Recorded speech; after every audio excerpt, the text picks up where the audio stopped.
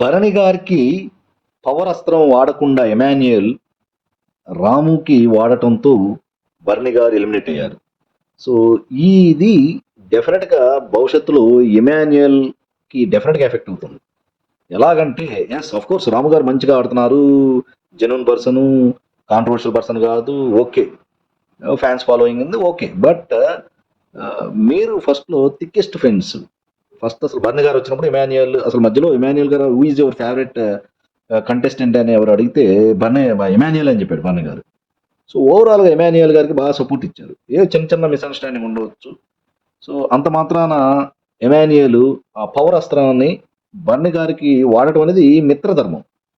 Of course రాము గారు బాగా ఆడారు, రాము గారిని సేవ్ చేయాలి అని ఏదో చెప్పారు కానీ బట్ డెఫినెట్గా ఇది ఆడియన్స్కి నెగిటివ్ ఇంపాక్ట్ అవుతుంది. సో ఓవరాల్గా నెగిటివిటీ పెరుగుతుందేమో ఎమాన్యుయల్ మీద అని నా అభిప్రాయం. సో దీనివల్ల కొంచెం ఎమాన్యుయల్ గారు డేంజర్లో పడవచ్చు అని అనిపిస్తుంది నాకు.